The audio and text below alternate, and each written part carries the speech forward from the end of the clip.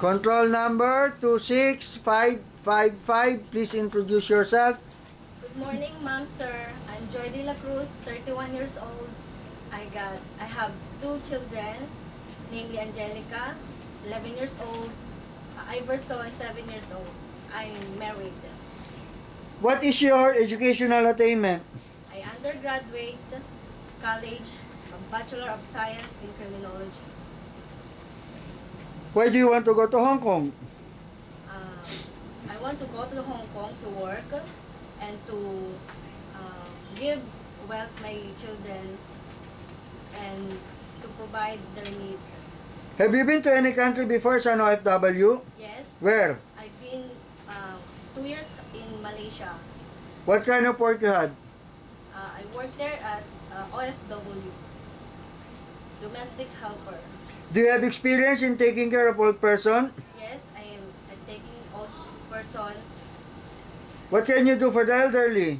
I help them to change their clothes and I feed them, and sometimes I give them medicine. Do you have experience in taking care of newly born babies and children? Yes, I had experience because I got two children. What can you do for babies?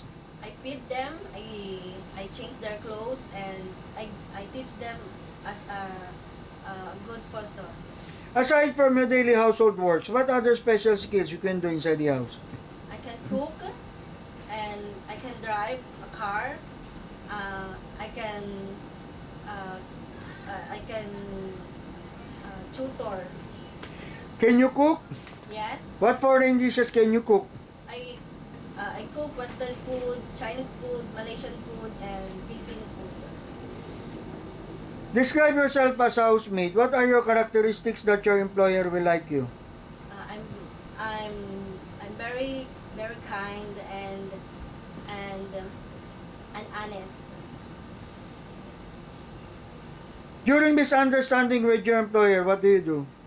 I tell them to say apologize and say sorry. Describe your relationship with your past and present employer. How do they treat you? They treat me as a family and as a friend also. Message for your future employer in Hong Kong. If you choosing me as a part of your worker in your house, I do my best and I do my duties to do all the job in your house.